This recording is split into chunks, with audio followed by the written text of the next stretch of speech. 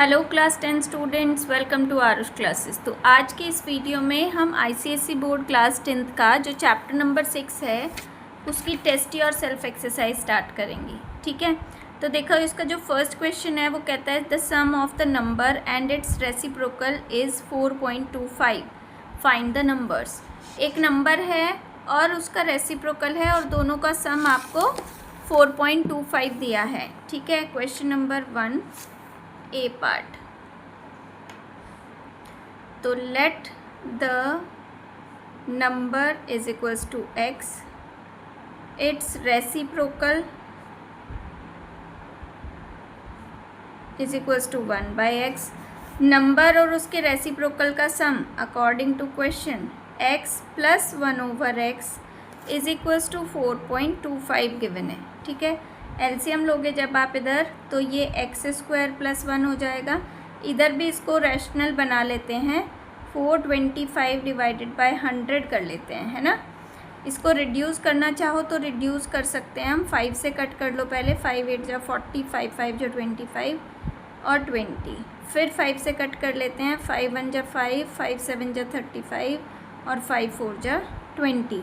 ठीक है, तो इधर तो x² प्लस 1/x हो गया और इधर 17/4 हो गया। क्रॉस मल्टीप्लाई कर दो तो 4x² plus 4 is equals to 17x या 4x² minus 17x plus 4 equal to 0। ये आपकी क्वाड्रेटिक बन गई। अब 4 4 जा 16 के ऐसे फैक्टर जो प्लस करके 17 आए, तो 4x² माइनस के 16x और माइनस के x plus 4। First two term में से 4x कॉमन, x माइनस 16 बचेगा। लास्ट टू टर्म में से -1 कॉमन, x माइनस 16 नहीं सॉरी ये 4 बचेगा, है ना। तो यहाँ पर भी 4 बचेगा, है ना। तो एक कॉमन फैक्टर तो 4 आ गया और एक आ गया 4x माइनस 1। ठीक है, तो जब फर्स्ट फैक्टर को इक्वल टू 0 रखेंगे 4 आएगी और दूसरे फैक्टर को इक्वल टू 0 रखेंगे तो 1/4 वैल्यू आएगी। तो नंबर हो गया 4 और उसका रेसिप्रोकल हो गया 1/4। ये आपका आंसर। ठीक है, तो 4 और 1/4। नेक्स्ट क्वेश्चन देखो, the sum of 2 whole numbers is 18 and their product is 45, find the numbers. 2 whole numbers का सम दिया है 18। ये आप यहीं से भी आइडिया लगा सकते हो। देखो उसने बोला है दोनों होल नंबर्स हैं, है ना। होल नंबर्स हैं तो दोनों पॉजिटिव होंगे, नेगेटिव कोई नहीं हो सकता। तो लास्ट के 3 ऑप्शन तो कट ही हो गए, है ना। दोनों होल नंबर्स बोले हैं तो दोनों ही नंबर पॉजिटिव होने चाहिए, जबकि सेकंड, थर्ड और फोर्थ ऑप्शन में एक एक नंबर को नेगेटिव दिया है, तो ये तो 3 ऑप्शन कट ही हो गए। सीधा सीधा फर्स्ट ऑप्शन इज़ करेक्ट। तो आंसर बी, जो फर्स्ट क्वेश्चन का बी पार्ट है उसमें सीधा लिख दोगे आप पार्ट 1 इज़ करेक्ट। ठीक है, because whole number can not be negative.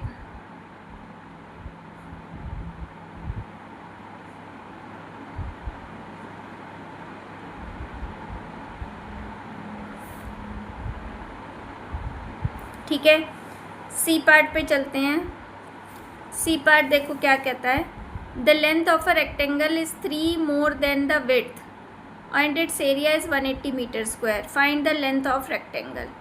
Length of rectangle का कंपैरिजन विड्थ से किया है तो हम विड्थ लेट कर लेते हैं। Let width of rectangle is equals to x। तो जो लेंथ होगी उसने बोला है कि आपकी जो लेंथ है वो 3 मोर देन विड्थ है, तो x प्लस 3 हो जाएगी। ठीक है, और उसका एरिया जो दिया है 180 मीटर स्क्वायर दिया है, एरिया 180 मीटर स्क्वायर। तो एरिया होता है L into B is equals to 180। Length की जगह हम x प्लस 3 रखेंगे, ब्रेथ की जगह हम x रखेंगे, इज इक्वल्स टू 180। इसको सिंप्लीफाई करोगे जब आप तो x² प्लस 3x, ये 180 भी इधर ले आते हैं, इक्वल टू 0। अब 180 के ऐसे फैक्टर्स जो माइनस करके 3 आए, ठीक है, तो 9 3 जा 18, 6 3 जा 18, 60 और 3 भी नहीं कर सकते है ना, और ये हो सकते हैं आपके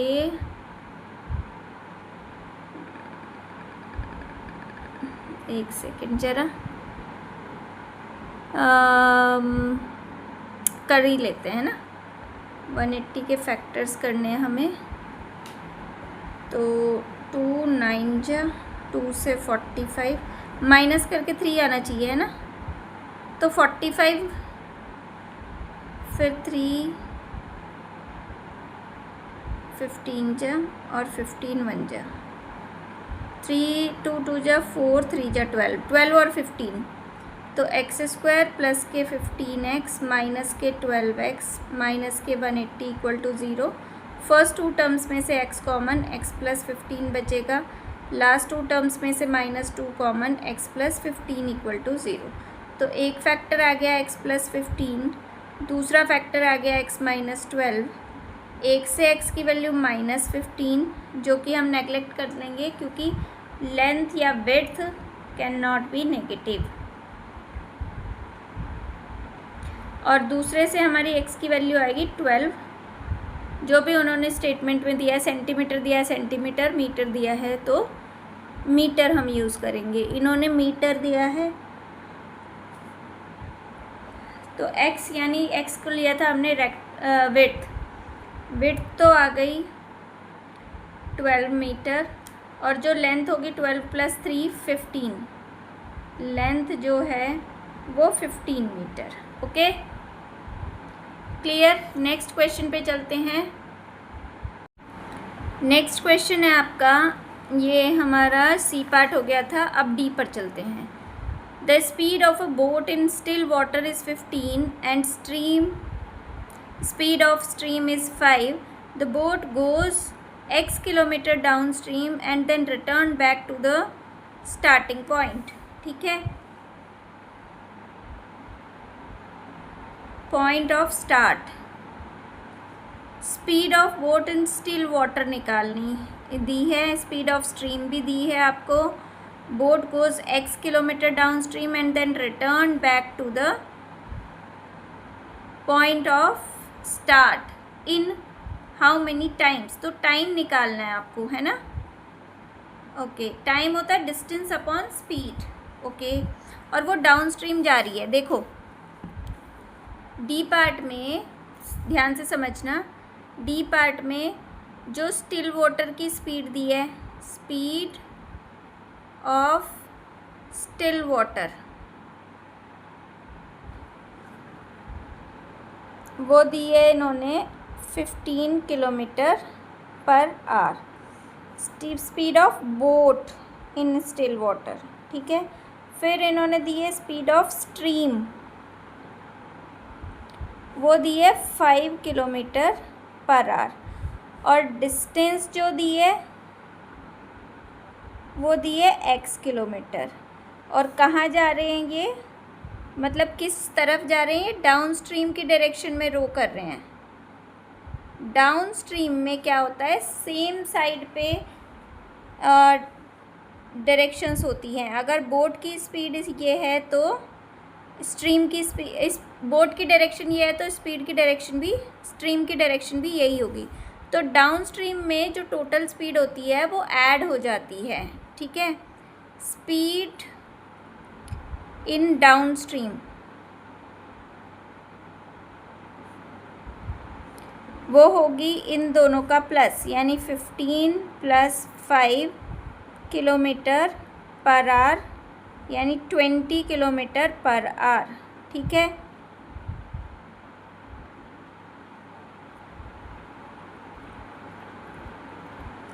इन टाइम निकालना है हमें। टाइम होता है डिस्टेंस अपॉन स्पीड, तो जाने में जो लगा और आने में जो लगा है ना। तो देखो ये डाउन स्ट्रीम तो जा रही है, और अगर वो वापस आएगी तो वो अप स्ट्रीम में आएगी ना, तो इससे पहले हम स्पीड इन अप स्ट्रीम भी निकाल लेते हैं। अप स्ट्रीम में दोनों एक दूसरे के ऑपोजिट फ्लो करते हैं, तो 15 - 5 किलोमीटर पर आवर, यानी 10 किलोमीटर पर आवर अपस्ट्रीम की स्पीड हो गई। अब जाने का टाइम t1, ये है डाउनस्ट्रीम में,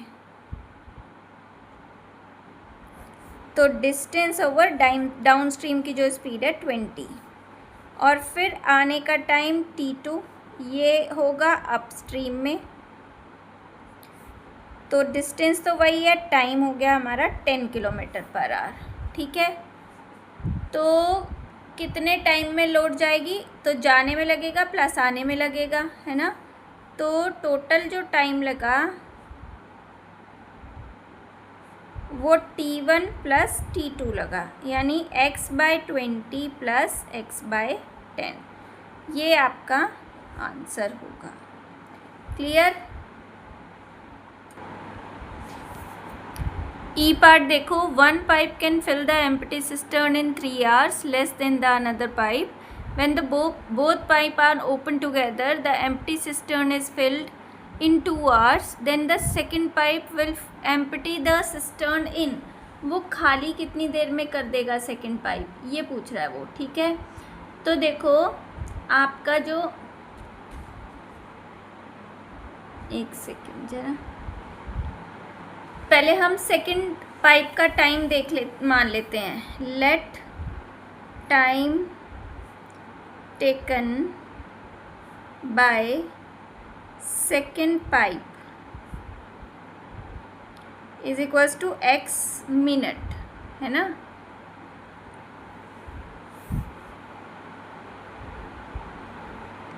सो इन 1 minute it will fill the tank in 1/x। ठीक है, पार्ट। अब पहला जो पाइप है वो 3 घंटे लेता है ना, यानी 3 hours कम लेता है, तो जो टाइम लगा ना वो फर्स्ट वाला पाइप 3 hours लेस लेता है ना।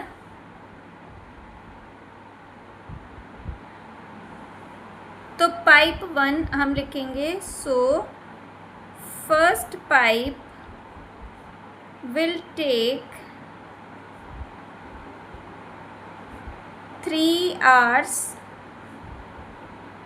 That is x minus 180 minute, क्योंकि 3 hours में कितने मिनट होते हैं, 180 मिनट। ठीक है, तो सो इन 1 minute it will fill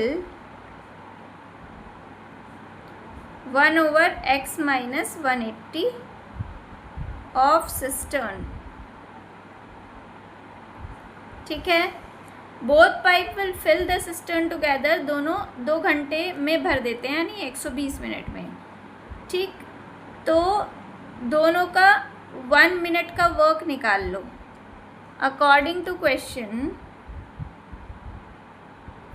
उसका 1 minute वर्क 1/x है, दूसरे स्टूडेंट का 1 minute वर्क 1/x माइनस 180 है, और आपका 1 minute, टोटल जो 1 minute वर्क है, टोटल टाइम कितना लग रहा था, 2 घंटे यानी 120 मिनट, तो उसका भी रेसिप्रोकल कर दो 1/120 मिनट्स। ठीक है, इधर एलसीएम आएगा x और x माइनस 180, यहाँ पे x माइनस 180 जाएगा और माइनस x जाएगा, प्लस x जाएगा, sorry, is equals to 1/120। x तो नहीं कट हो रहा है ना, तो ये ऊपर 2x माइनस 180 बन गया, नीचे x² माइनस 180x बन गया, और इधर 1/120 है। ओके, इससे जो आपकी सॉल्व करके इक्वेशन बनेगी उसको बना लेते हैं।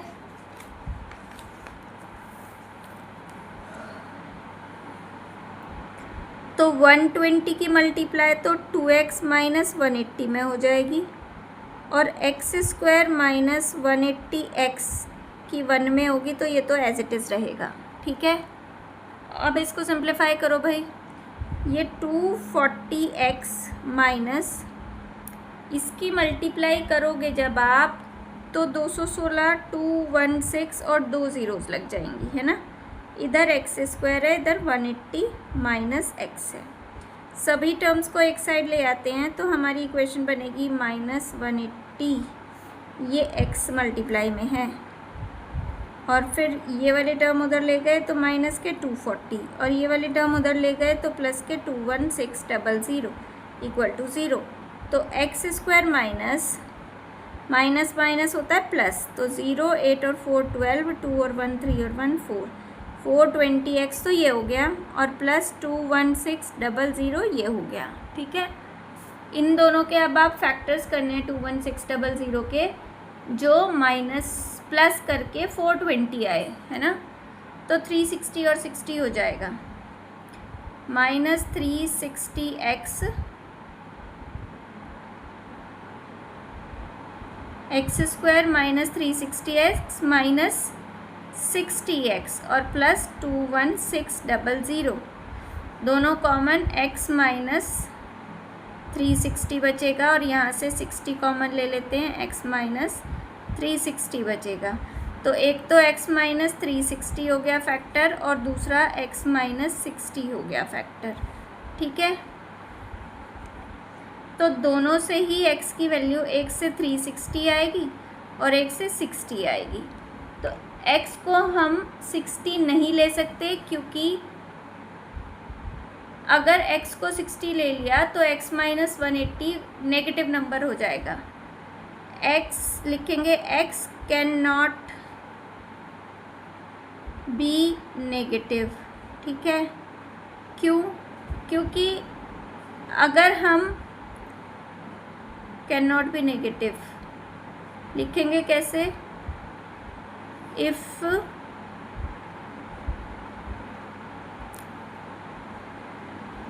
x minus, if x is taken 60,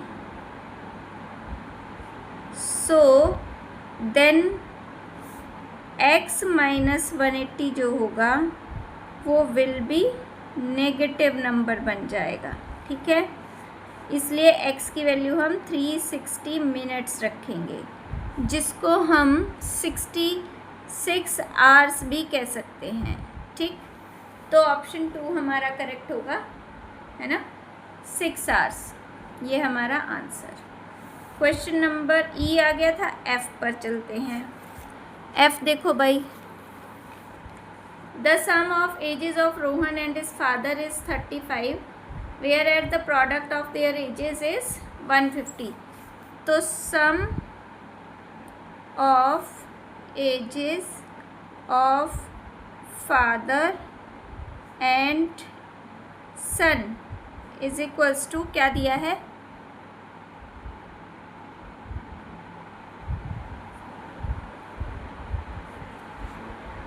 35 years। तो लेट सन्स एज हो जाएगी x, और जो फादर की एज रहेगी वो वही रहेगी 35 माइनस x। ठीक है, इसके बाद उसने बोला है कि दोनों की जो प्रोडक्ट है ना वो 150 है।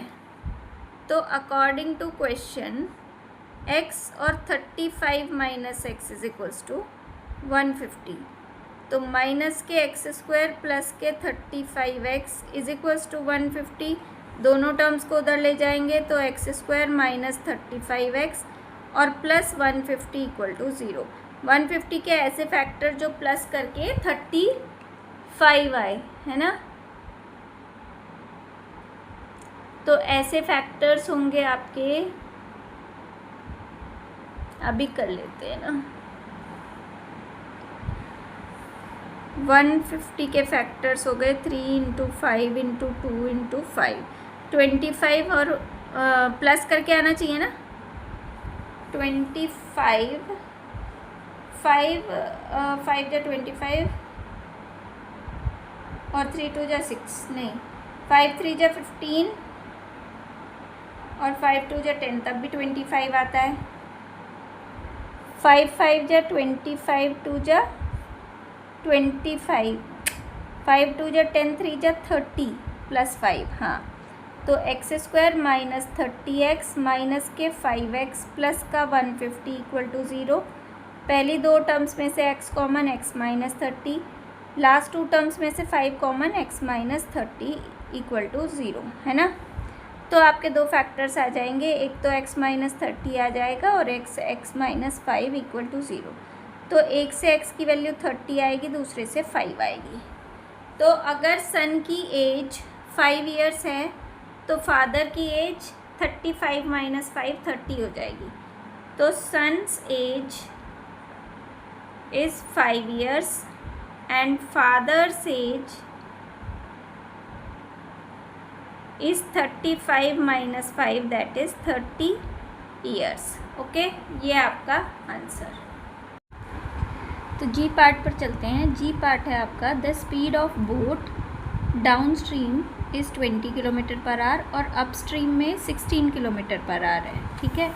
तो speed of boat in still water आपकी 20 माइनस 18 kilometre per hour by 2 kilometre per hour होगी। और रीज़न में दिया है if the speed of boat in still water is x और स्ट्रीम की स्पीड अगर y है तो डाउन स्ट्रीम में जो स्पीड होती है वो x plus y kilometre per hour होती है और अपस्ट्रीम में जो स्पीड होती है वो x minus y kilometre per hour होती है। तो देखो रीज़न तो उसका बिल्कुल करेक्ट है, क्योंकि अगर आपकी बोट की स्पीड x है, स्ट्रीम की स्पीड y है, तो डाउन स्ट्रीम में x प्लस वाई होती है और अपस्ट्रीम में x माइनस वाई होती है, ठीक है। अब उसने जो पहला असर्शन बोला है, पहले तो स्टेटमेंट पे ध्यान दो। स्टेटमेंट उसने बोला है कि जो स्पीड ऑफ बोट है ना, वो डाउन स्ट्रीम में x प्लस वाई है। तो देखो जी पार्ट सॉल्व करते हैं। जो स्पीड होती है डाउन स्ट्रीम में, speed in downstream, downstream में जो स्पीड होती है वो x plus y kilometre per hour होती है, ठीक है। और अपस्ट्रीम में x minus y kilometre per hour होती है, ठीक। तो अकॉर्डिंग टू स्टेटमेंट जो डाउन स्ट्रीम में स्पीड यानी x प्लस वाई की जो वैल्यू है वो 20 दी है और अपस्ट्रीम में स्पीड x माइनस वाई की वैल्यू 16 दी है। पहले इन दोनों इक्वेशंस को सॉल्व करके x y की वैल्यू निकाल लेते हैं, है ना। तो भाई आपकी ये कट हो जाएगा, 2x इज इक्वल्स टू 36 और x की वैल्यू 18 किलोमीटर पर आवर आ जाएगी, है ना। और जो y की वैल्यू है किसी भी एक इक्वेशन में रख दो, यहाँ पर रख दो तो y आ जाएगा 20 माइनस 18 that is 2 kilometre per hour, ठीक है। x और y अलग अलग स्पीड हमारे पास आ गई, है ना। अब जब तो इसने असर्शन में बोला है y की स्पीड हमारे पास कितनी आई 2 किलोमीटर पर आवर। तो असर्शन के अकॉर्डिंग ए के अकॉर्डिंग जो बोट की स्पीड है, बोट की जो स्पीड है उसने बोली है 20 माइनस 18 divided by 2।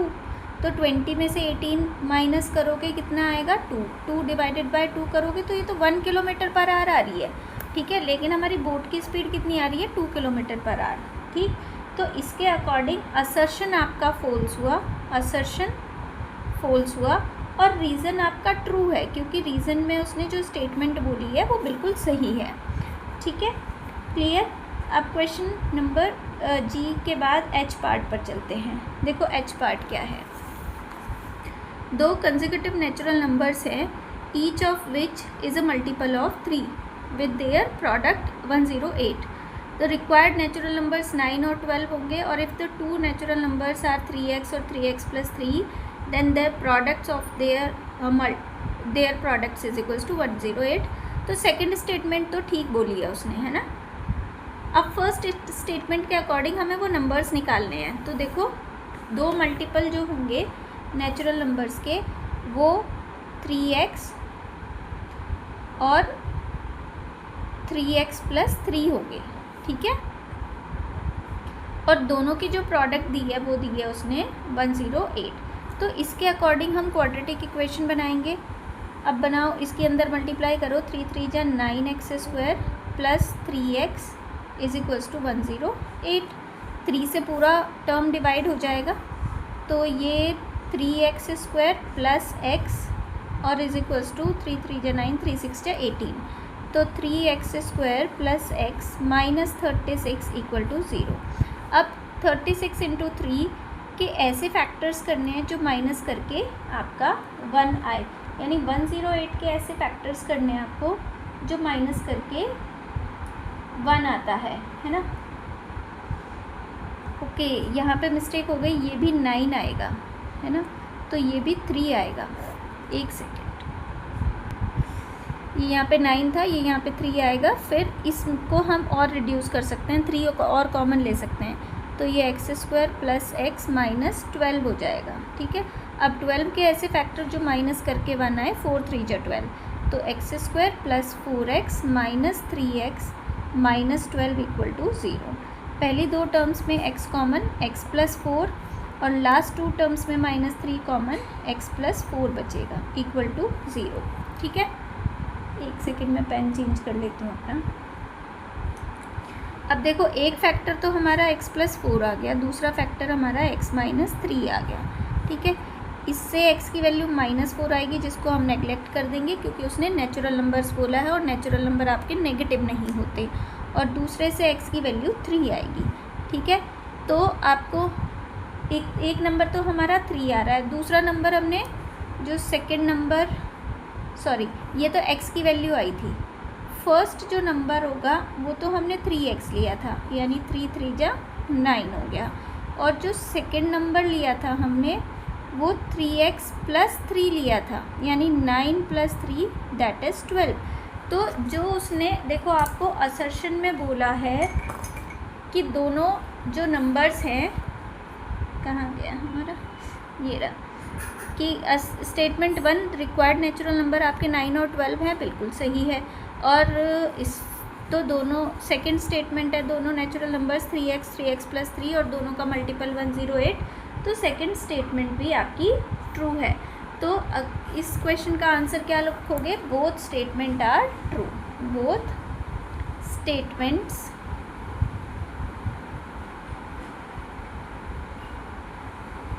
Are true. Clear? चलते हैं, नेक्स्ट क्वेश्चन है हमारा I part. The selling price of an article is 24 and cost price is x और लॉस परसेंट दिया है आपको। तो स्टेटमेंट 1 के according x minus x% of 24 और दूसरी स्टेटमेंट के according x minus x% of x is equals to 24। तो देखो, जो भी आपका लॉस निकलता है ना वो हमेशा कॉस्ट प्राइस पे निकलता है, ठीक है, और that is equals to selling price. तो हम लॉस को कभी भी सेलिंग प्राइस पे नहीं निकालते, कॉस्ट प्राइस पे निकालते हैं। तो स्टेटमेंट 1 तो आपका फॉल्स हो गया, स्टेटमेंट 2 आपका करेक्ट होगा, ठीक है। तो इसमें सीधा सीधा लिखोगे statement 1 is false and statement 2 is correct, fourth part आपका आंसर हो जाएगा, ठीक है। नेक्स्ट क्वेश्चन है question number 2। The distance by the road between 2 towns A and B is 216 kilometre and by rail it is 208 kilometre, ठीक है।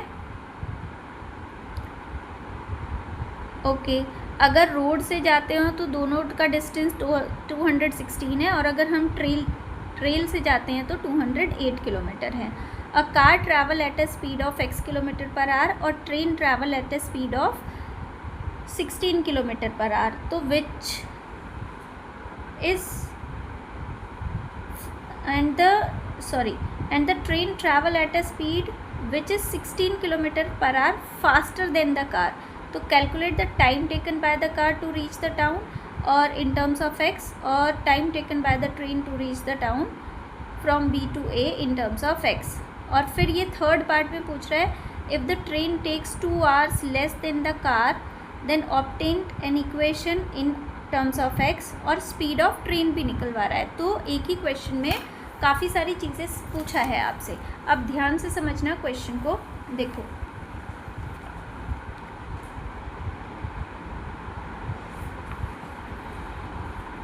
एक second, हाँ यहाँ से अब ठीक है। देखो ये टाउन ए है, ये क्वेश्चन नंबर 2 है हमारा, और ये टाउन है हमारा बी, ठीक है। अगर हम रोड से जाते हैं तो इसके बीच की जो डिस्टेंस है वो 216 किलोमीटर है, और सेम टाउन ए टाउन बी के बीच की डिस्टेंस अगर हम ट्रेन से जाते हैं तो इन दोनों के बीच की डिस्टेंस है 208 किलोमीटर, ठीक है। अब कार की स्पीड इन्होंने बोली है कि x किलोमीटर पर आवर है, स्पीड ऑफ कार दी है कि वो x किलोमीटर पर आवर है, ठीक है। और कार कैसे जाएगी, रोड से जाएगी, तो कार के लिए डिस्टेंस कितनी लेंगे हम, 216 किलोमीटर। तो कार को जाने में जो टाइम लगेगा वो क्या होगा, डिस्टेंस अपॉन स्पीड, ठीक है। डिस्टेंस कितना है 216, स्पीड है x, तो ये तो कार का टाइम हो गया इतने आवर्स, ठीक है। अब उसने बोला है कि जो ट्रेन है ना वो कार से 16 kilometre per our faster travel करती है, तो स्पीड ऑफ जो ट्रेन है वो x + 16 किलोमीटर पर आवर लेंगे हम, ठीक है। और ट्रेन के लिए जो डिस्टेंस है वो कितनी है, वो 208 किलोमीटर है। तो ट्रेन को कितना टाइम लगेगा भाई, ट्रेन को लगने वाला टाइम होगा डिस्टेंस ओवर स्पीड, ठीक है। कम टाइम लगेगा ट्रेन को क्योंकि स्पीड ज़्यादा है, ये टाइम कम है, ये टाइम ज़्यादा होगा क्योंकि इसमें स्पीड कम है, ठीक है। तो ये ट्रेन को लगने वाला टाइम है और ये कार से लगने वाला टाइम है, ठीक। तो पहले पार्ट में उसने कार को कितना टाइम लगा वो ये हमने निकाल दिया, दूसरे पार्ट में उसने पूछा है कि ट्रेन को कितना टाइम लगा वो ये निकाल दिया। थर्ड पार्ट में उसने बोला है कि अगर ट्रेन 2 घंटे कम लेती है कार से तो इक्वेशन बनाओ। तो देखो मैंने आपको पहले भी इक्वेशन में समझाया है इस टाइप के क्वेश्चंस को करने का तरीका क्या है। सबसे पहले आप ये देख लो कि कौन सा टाइम बड़ा है। देखो जिसमें स्पीड ज़्यादा होती है वो टाइम छोटा होता है, और जिसमें स्पीड कम वो टाइम बड़ा। तो बड़ा टाइम ये t1 है, छोटा टाइम ये t2 है, और दोनों टाइम डिफरेंस दोनों में बड़े में से छोटा माइनस करके = टाइम डिफरेंस के इक्वल रख दो। तो according to question third part बड़ा वाला टाइम है 216/x माइनस 208/x + 16 = 2 आवर्स, ठीक है। टाइम डिफरेंस कितना है 2 आवर्स। इसको सिंप्लीफाई करके अब हमें बनानी है एक क्वाड्रेटिक इक्वेशन, ठीक है। तो देखो क्वाड्रेटिक इक्वेशन बनाने के लिए हम एलसीएम लेंगे। एलसीएम इधर आ गया x और x + 16, ठीक है। इधर x + 16 की मल्टीप्लाई होगी और -208 में होगी x की मल्टीप्लाई, और = 2 इधर है ना। अब आगे चलते हैं, सिंप्लीफाई करते हैं। ये 216 की x में मल्टीप्लाई करेंगे तो 216x प्लस 216 की आप 16 में मल्टीप्लाई करोगे तो 3456 आएगा, और -208x, ठीक है। नीचे भी आप मल्टीप्लाई कर सकते हो x² + 16x = 2। ऊपर सिंप्लीफाई कर लेंगे, 216 में से 208 माइनस करोगे तो कितना बचेगा, केवल 8 बचेगा, है ना। तो 8x बचा, और ये 3456 बचा, इसको इधर ले जाओ, है ना। ये 2x² + 32x हो गया। अब देखो ज़रा, सबको एक साइड ले जाते हैं तो 2x² + 32x minus 8x minus 3456, ठीक, = 0। 2x² 32 में से 8 माइनस करोगे तो 24x और -3456, 2 कॉमन लेके डिवाइड कर दो, है ना। तो ये x² + 12x और -2 1 × 2 7 × 14 2 × 4 और 8 × 16 = 0। अब ये 1728 के आपको ऐसे फैक्टर करने हैं जो माइनस करके 12 आए, ठीक है। तो ये होंगे 48 और 36, तो x square plus 48x minus 36x minus 1728 equal to 0। दोनों टर्म्स में से हम x कॉमन लेंगे तो x प्लस 48 बचेगा, और यहाँ पर दोनों टर्म्स में से हम 36 कॉमन लेंगे तो x प्लस 48 बचेगा इक्वल टू 0। तो हमारे पास दो फैक्टर्स आ गए, एक तो आ गया x प्लस 48 और एक आ गया x माइनस 36, ठीक है। x पहले वाले फैक्टर से माइनस 48 किलोमीटर पर आवर आएगी, जो कि कैंसिल आउट कर देंगे क्योंकि speed can not be negative, और दूसरे फैक्टर से आपकी x की वैल्यू आएगी 36 किलोमीटर पर आवर। तो ये थी स्पीड कार की। तो स्पीड ऑफ कार तो हमारी आ गई 36 किलोमीटर पर आवर। और अगर वो स्पीड ऑफ ट्रेन पूछता है तो ट्रेन की स्पीड कितनी किलोमीटर ज़्यादा थी आपकी 16, तो 36 प्लस 16 कर देंगे जो कि आपका 252 किलोमीटर होगा, okay, kilometre per our, sorry, ठीक है। ये हमारा आंसर, क्योंकि वो दोनों की स्पीड पूछ रहा था आपसे, ठीक। नेक्स्ट क्वेश्चन पे चलते हैं। क्वेश्चन नंबर 3 देखो। A trader buy x articles for a total cost of ₹600। Right down the cost of one article in terms of x. If the cost per article were 5 more then the number of articles that can be bought for ₹600 will be 4 less. तो write down the equation in x for the above situation and solve it for x, ठीक है। तो देखो, सबसे पहले question में हमारे पास है नंबर ऑफ आर्टिकल्स दिए हैं उसने x।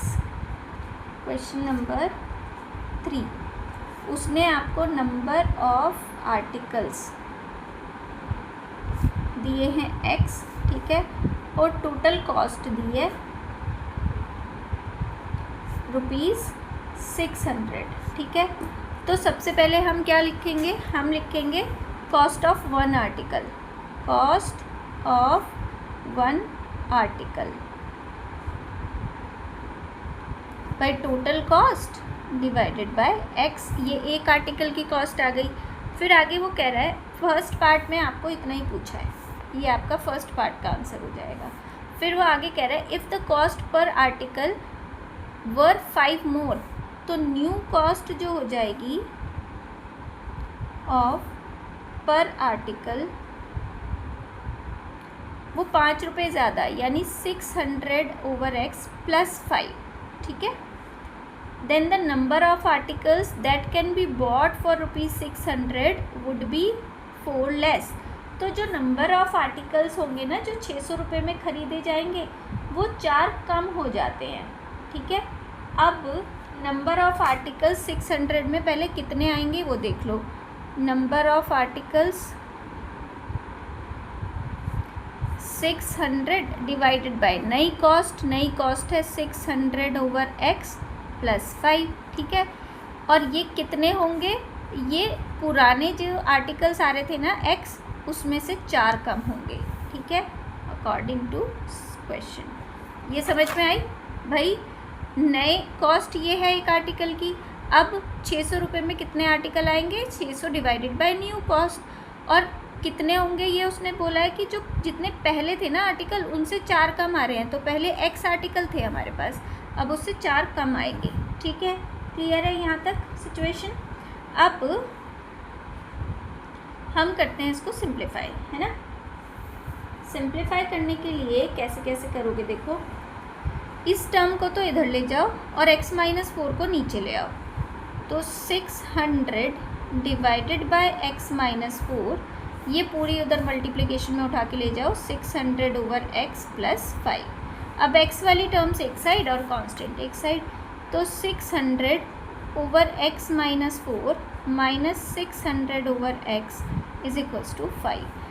एलसीएम ले लेते हैं, x-4 और x आएगा आपका एलसीएम। इधर 600x हो जाएगा और इधर 600 की इन दोनों में मल्टीप्लाई होगी तो माइनस के 600x और माइनस माइनस प्लस 6 4 जा 2400 इज इक्वल्स टू 5।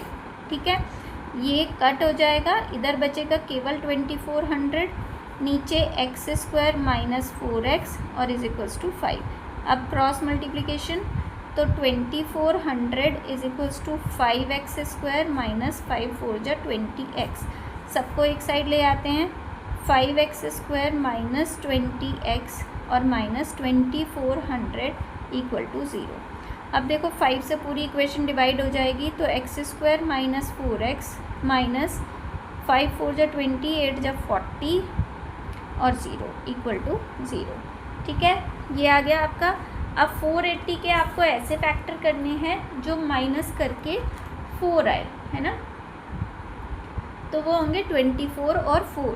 24 2 जा 48 होते हैं ना, तो 24 20 जा 48 480 हो जाएगी। तो एक्स स्क्वायर माइनस के 24x माइनस के 20x, माइनस नहीं प्लस करोगे क्योंकि प्लस माइनस तभी माइनस होगा, माइनस का 4 तभी आएगा, minus 480 equal to 0।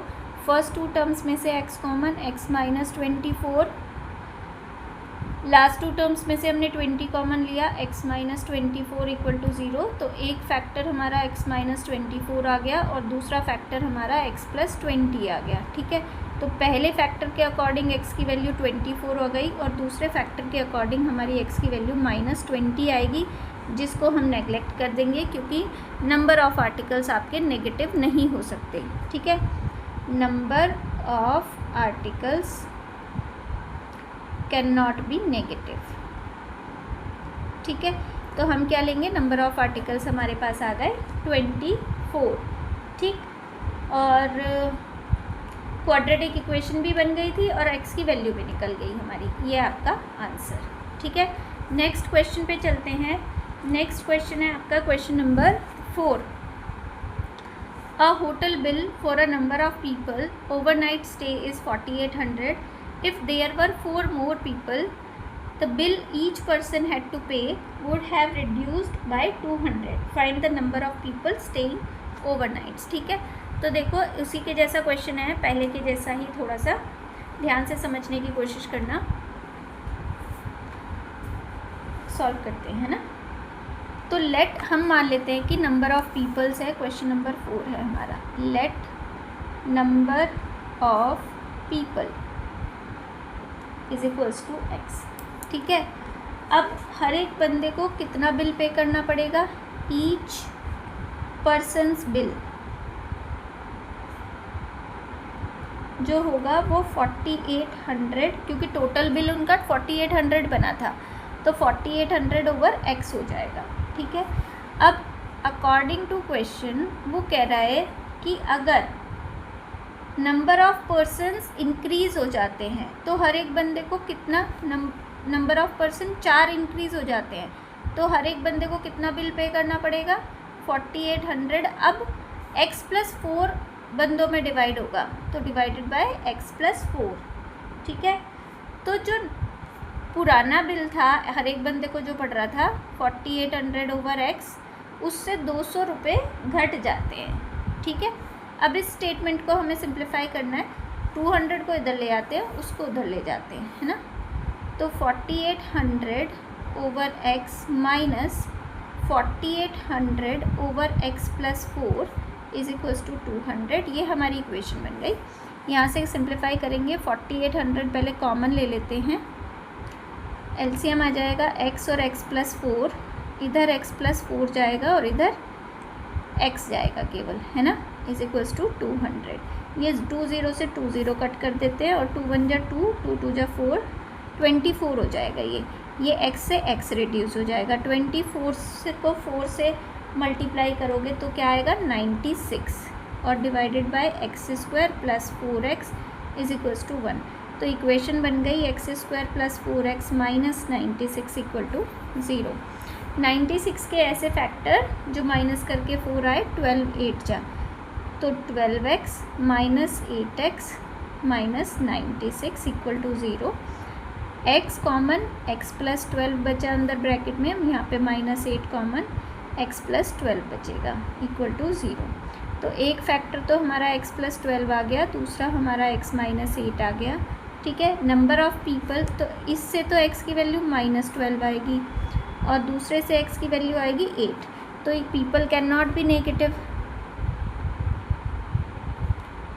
Can not be negative, ठीक है भाई। नंबर ऑफ़ पर्सन्स हमारे नेगेटिव तो नहीं हो सकते ना, तो x की वैल्यू -12 तो हम नहीं लेंगे, तो x की वैल्यू कितनी आ जाएगी, 8 पर्सन्स ने स्टे किया उस दिन होटल में और उनमें बिल डिवाइड हुआ, ठीक है। 8 हमारा आंसर। नेक्स्ट क्वेश्चन पे चलते हैं। नेक्स्ट क्वेश्चन है आपका क्वेश्चन नंबर 5। क्वेश्चन नंबर 5 समझो पहले क्या है क्वेश्चन, देखो। An aeroplane travelled a distance of 400 kilometre at an average speed of x kilometer per hour. On return journey, the speed was increased by 40 kilometer per hour. Write down the expression for the time taken for onward journey और return journey का दोनों का time लिखना है। और if return journey जो है वो 30 मिनट्स लेस लेती है तो फिर हमें इक्वेशन भी बनानी है और x की वैल्यू भी निकालनी है, ठीक है। तो चलो देखो, ट्रेन की तरह का ही क्वेश्चन है आपका। पहले देखो, उसने बोला कि जो डिस्टेंस है वो 400 किलोमीटर है, ठीक है, और एवरेज स्पीड जाने की वो x किलोमीटर पर आ रहा है, ठीक है। एवरेज स्पीड x किलोमीटर पर आ रहा है, ठीक है। और रिटर्न के टाइम पे, at the time of return,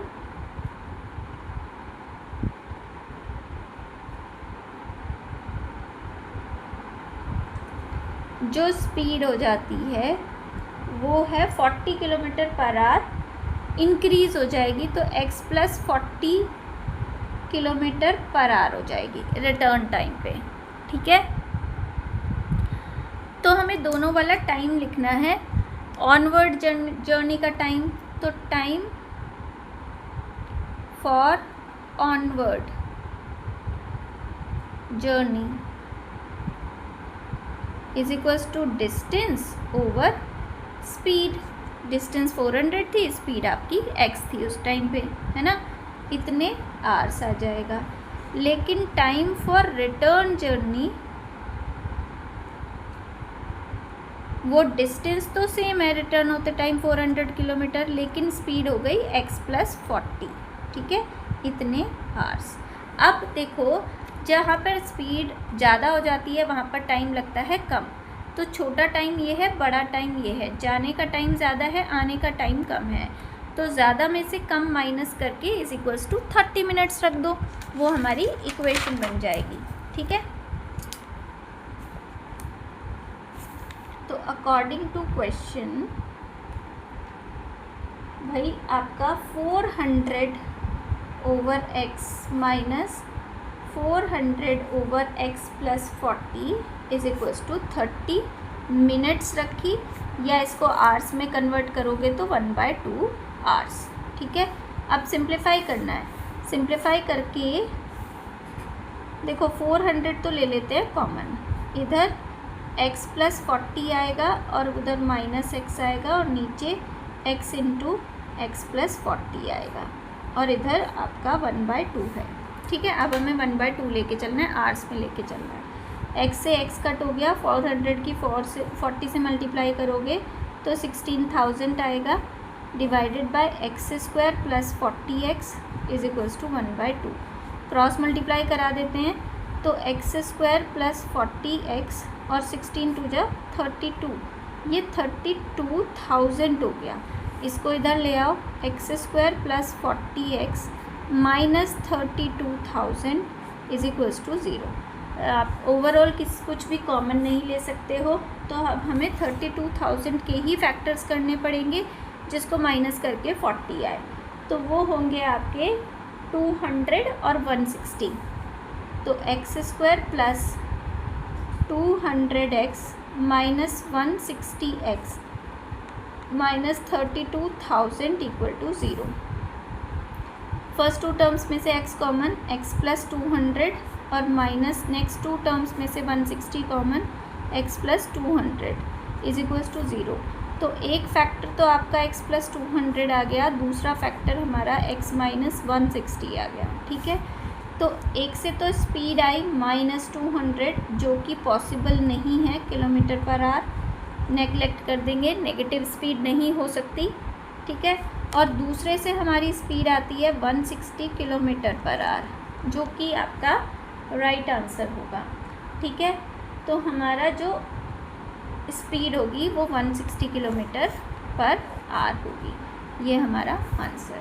ठीक है, now move on question number 6 देखो क्या है।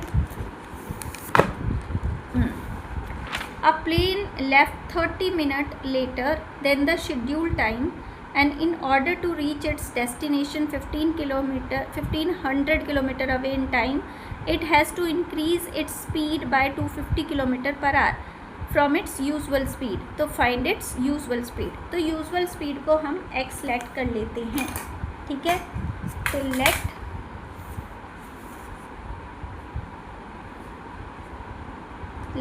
usual speed is equals to x kilometre per hour. ठीक है, तो अगर usual speed x kilometre per hour है, हमें डिस्टेंस कितनी ट्रैवल करनी है? डिस्टेंस है हमारी 1500 किलोमीटर, है ना। तो अगर स्पीड x है, डिस्टेंस 1500 है, तो टाइम कितना लगेगा? टाइम लगेगा डिस्टेंस ओवर स्पीड। ठीक है, इतने आवर्स। अब वो कह रहा है कि अगर स्पीड को 250 किलोमीटर पर आवर बढ़ा दिया जाए, जो न्यू स्पीड है अब वो कितनी हो जाएगी? x plus 250 kilometre per our.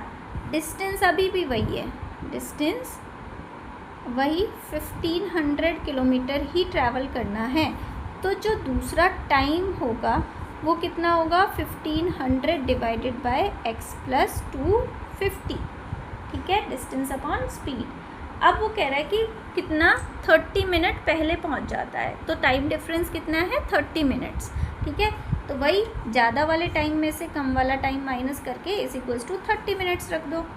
According to question बड़ा टाइम कौन सा है? 1500 ओवर x। छोटा टाइम कौन सा है? 1500 ओवर x प्लस 250। देखो एक चीज़ और, अगर x में कुछ चीज़ प्लस हो रही है, ठीक है, तभी ये टाइम छोटा होगा। अगर x में माइनस हो रहा होता, स्पीड को हम रिड्यूस कर रहे होते, तब ये वाला टाइम बड़ा टाइम हो जाता। ठीक है, इस चीज़ का ध्यान रखना। Is equals to 30 minutes. ठीक, अब देखो सॉल्व करते हैं। इधर तो हम पहले तो 1500 ले लेते हैं कॉमन, है ना। तो इधर x प्लस 250 जाएगा और उधर माइनस x जाएगा। डिनोमिनेटर में हमारा x इंटू एक्स प्लस 250 हो जाएगा, और इधर आ गया आपका 30 को 1/2 लिख दो, आर्स में कन्वर्ट लिख लो, है ना। इसको हम 30/60 लिख लेंगे। 0 से 0, 3 1 जा 3, 3 2 जा 6। ठीक है, अब देखो x से तो x रिड्यूस हो गया, है ना। अब भाई क्रॉस मल्टीप्लिकेशन ही करनी है, तो क्रॉस मल्टीप्लिकेशन करने के बाद हमारा जो बनेगा वो 1500 की पहले 250 में मल्टीप्लाई करनी पड़ेगी, वो बनेगा 375,000। ठीक, नीचे हमारी मल्टीप्लाई होके बन रही है x² प्लस 250x, और इधर है हमारा 1/2।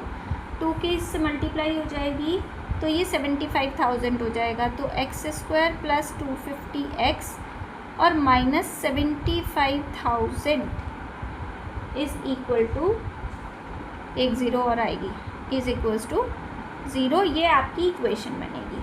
ठीक है, अब 77,50,000 के ऐसे फैक्टर जो माइनस करके 250 आए, वो बनेंगे आपके 1000 माइनस 750, है ना। तो x² plus 1000x minus 750x is minus 7540 is equals to 0। First two terms में से x कॉमन, x प्लस 1000 बचेगा और नेक्स्ट टू टर्म्स में से 750 कॉमन, तब x प्लस 1000 बचेगा इक्वल टू 0। तो एक फैक्टर x माइनस 750 आया, दूसरा फैक्टर x प्लस 1000 आया। ठीक है, तो पहले वाले से x की वैल्यू 750, x को हमने लिया था स्पीड तो किलोमीटर पर आवर, और दूसरे वाले से x की value minus 1000 kilometre per our, which is not possible. Speed can not be negative. तो हमारी कैजुअल यूजुअल जो स्पीड है जो कि हमने x लेट की थी वो कितनी आई, 750 किलोमीटर पर आवर। ये आपका आंसर। ठीक है, नेक्स्ट क्वेश्चन पे चलते हैं, क्वेश्चन नंबर 7। ये है, in an auditorium seats were arranged in a row और कॉलम, नंबर ऑफ रो और नंबर ऑफ कॉलम हर एक रो में इक्वल है। When the number of rows was doubled then the number of seat in each row was reduced by 10 और total number of seat increased by 300। तो number of rows in the original arrangement और number of seats in the auditorium after rearrangement ये निकालना है आपको। ठीक है, तो ध्यान से देखो, आप हम मान लेते हैं नंबर ऑफ रोज x है और number of seats in each row वो भी x ही होंगे क्योंकि इनिशियल में उसने दोनों को इक्वल बोला है। ठीक है, तो let number of rows is equals to x और number of seats in each row वो भी x होगा। ठीक है, अब अगर x रोज है और एक रो में x ही सीट है तो टोटल सीट कितनी हो जाएंगी,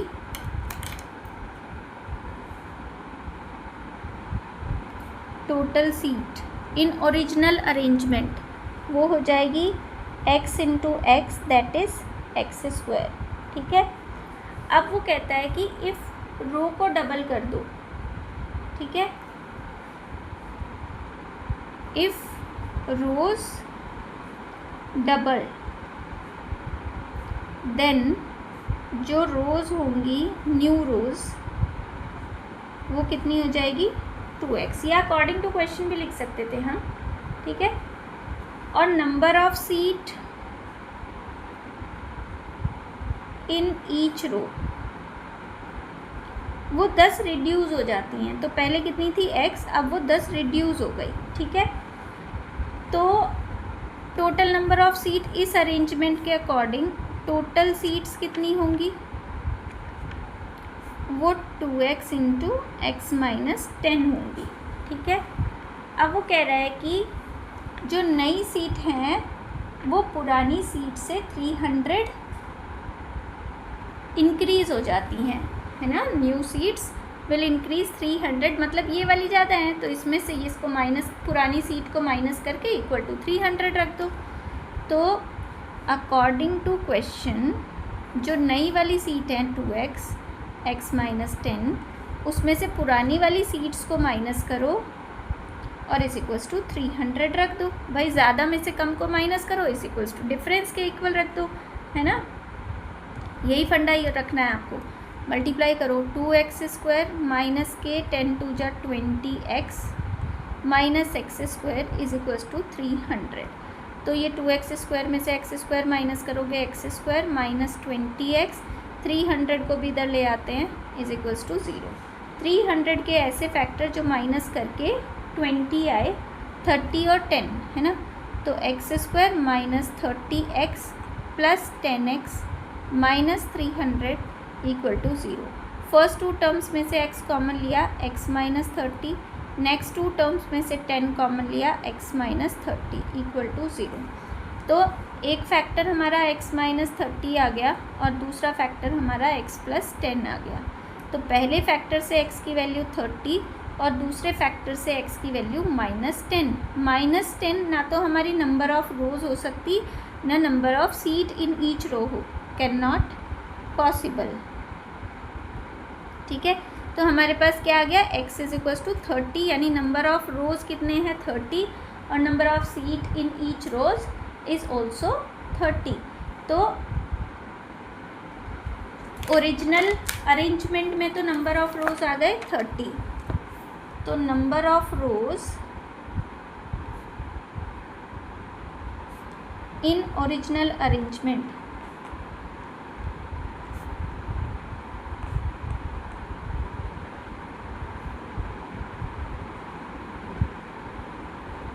इज इक्वल्स टू 30 और number of seats after arrangement, second part में उसने आफ्टर अरेंजमेंट पूछा है, number of seats after rearrangement,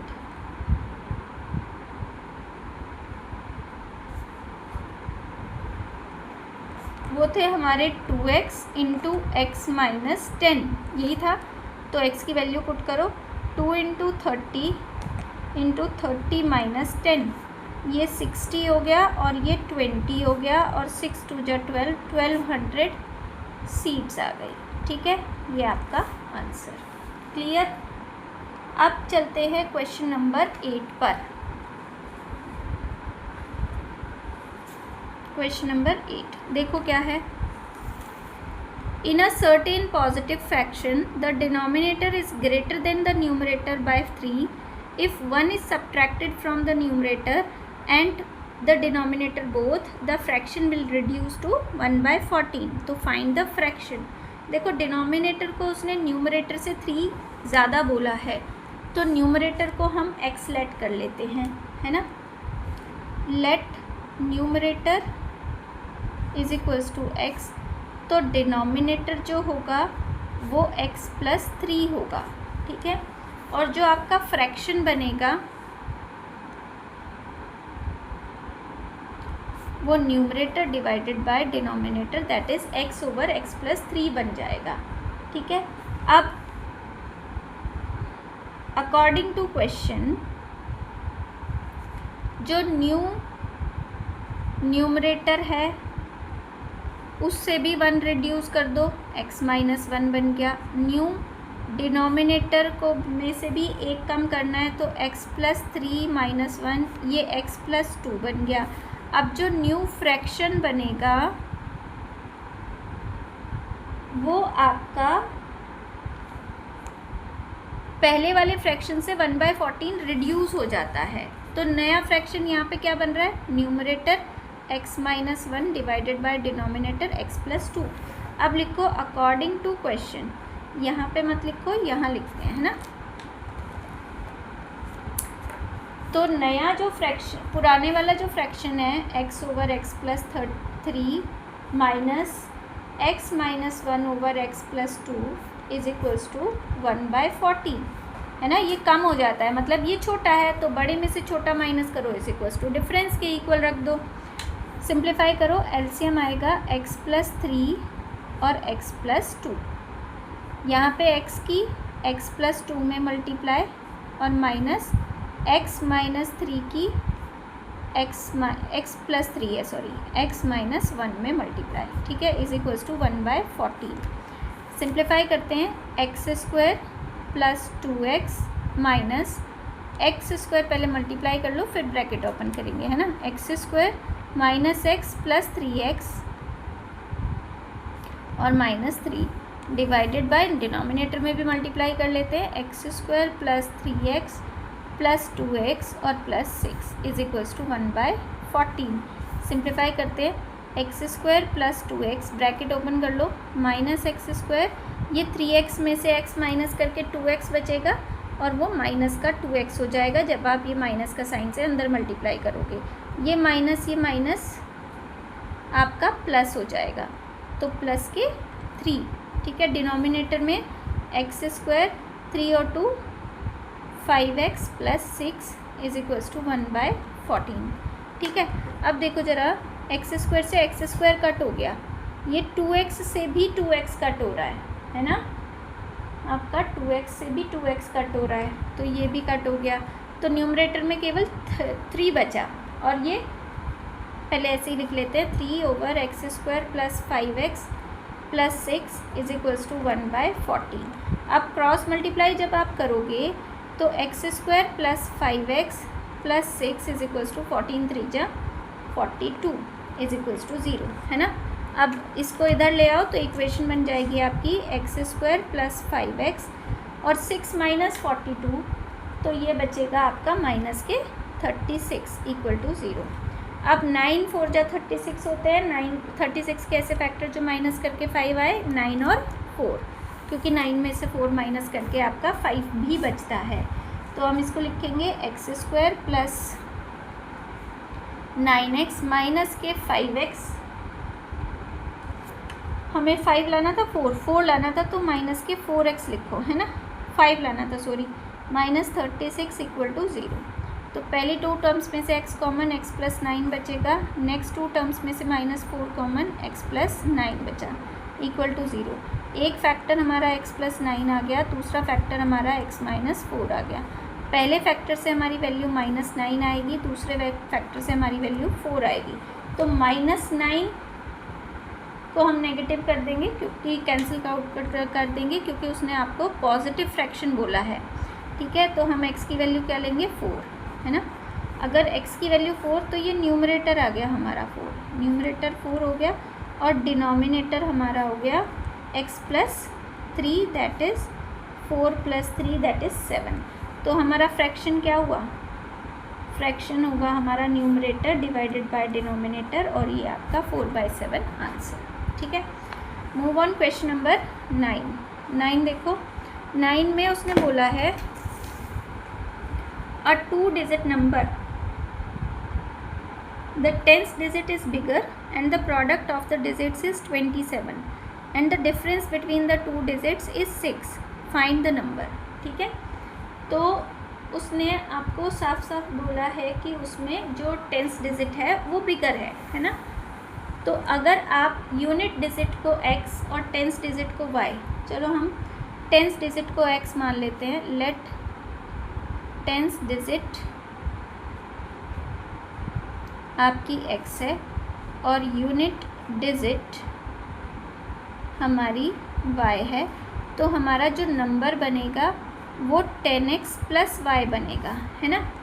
अब उसने बोला है कि आपका क्वेश्चन के अकॉर्डिंग, एक तो उसने आपको दोनों नंबर का प्रोडक्ट दिया, दोनों डिजिट्स का प्रोडक्ट दिया है। तो अकॉर्डिंग टू क्वेश्चन दोनों डिजिट्स हैं x और y, यानी x y की वैल्यू दी है उसने 27, पहली इक्वेशन मान लो, और दोनों में से 10th डिजिट को बड़ा बोला है और दोनों डिजिट्स का डिफरेंस भी दिया है। तो जब 10th डिजिट बड़ी है तो x में से y को माइनस करोगे, x minus y is equals to उसने बोला है आपको 6, ठीक है।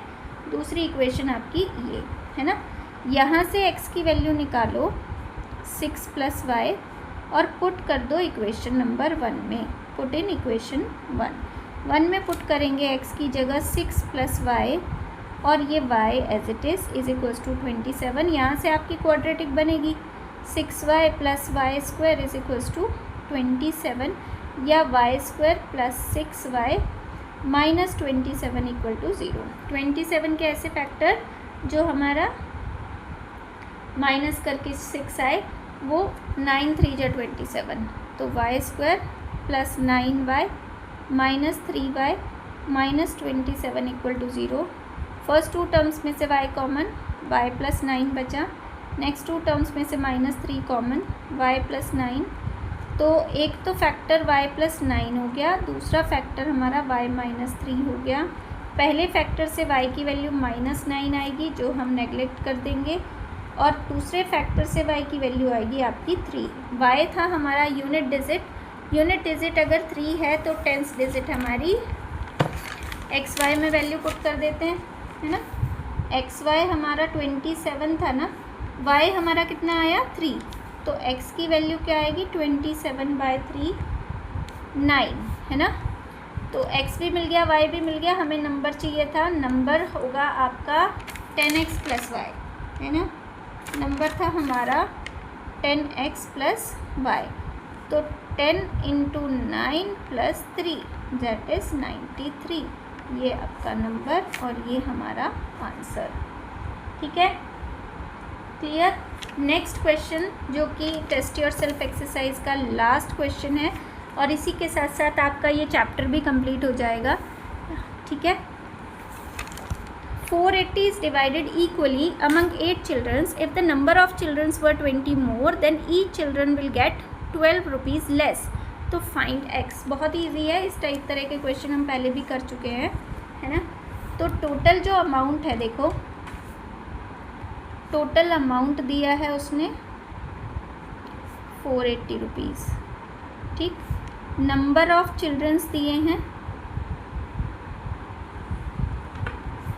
x, ठीक है। तो ईच चिल्ड्रन विल गेट कितना मिलेगा 480 डिवाइडेड बाय x।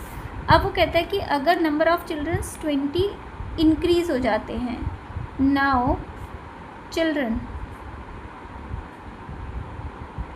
20 इंक्रीज हो गए तो x प्लस 20 हो गए, तो ईच विल गेट, हर एक को कितना मिलेगा,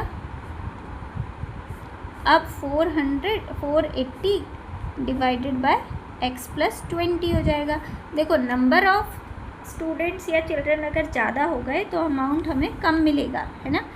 तो ये वाला अमाउंट छोटा है, ये वाला अमाउंट बड़ा है, तो बड़े में से छोटा माइनस करके इज इक्वल्स टू डिफरेंस यानी 12 के इक्वल रख दो। क्वेश्चन में आपको बोला है ना कि 12 रुपीज़ लेस मिलते हैं, तो बड़े में से according to question 480 over x में से 480 ओवर x प्लस 20 माइनस करो और इज इक्वल्स टू 12 रुपीज़ के इक्वल रख दो, ठीक है। यहाँ से हमें बनानी है इक्वेशन, है ना।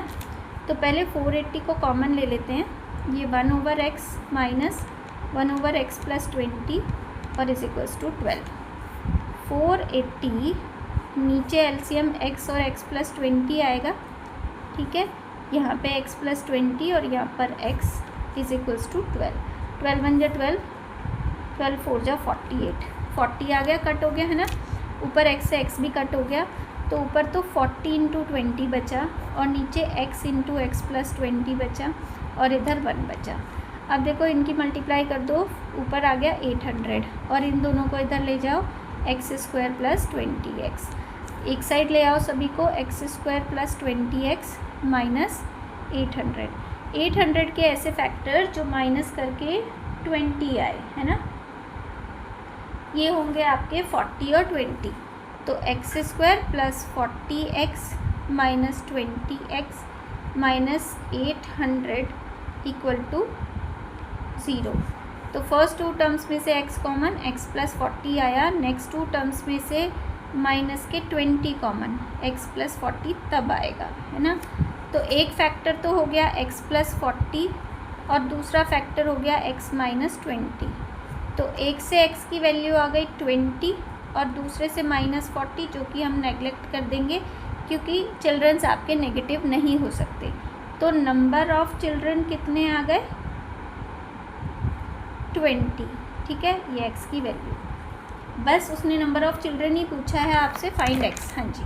तो x की वैल्यू आपकी 20 और ये आपका आंसर। और इसी के साथ ये एक्सरसाइज आपकी कंप्लीट होती है, टेस्ट योरसेल्फ, और साथ ही साथ चैप्टर भी कंप्लीट होता है। अगर चैप्टर की एक्सप्लेनेशन आपको अच्छी लगे, क्वेश्चंस की डिटेल जो समझाने का तरीका है वो अच्छा लगे, तो प्लीज़ वीडियो को लाइक करके ज़रूर जाना, मेरे चैनल को सब्सक्राइब कर लेना ताकि आगे की वीडियोस की नोटिफिकेशन आपको टाइमली मिल जाए। और हम कोशिश करेंगे कि जल्दी से जल्दी आपके सारे सिलेबस की वीडियोस अपलोड कर दें, ओके। और इसके अलावा अगर आपको किसी चैप्टर को पहले चाहिए, क्योंकि कभी कभी क्या होता है कि बच्चों का हाफ ईयरली में कोई चैप्टर आ रहा होता है, तो उसके लिए भी आप मुझे कमेंट कर देना, मैं कोशिश करूँगी कि वो चैप्टर पहले करा दूँ, ओके। Thank you.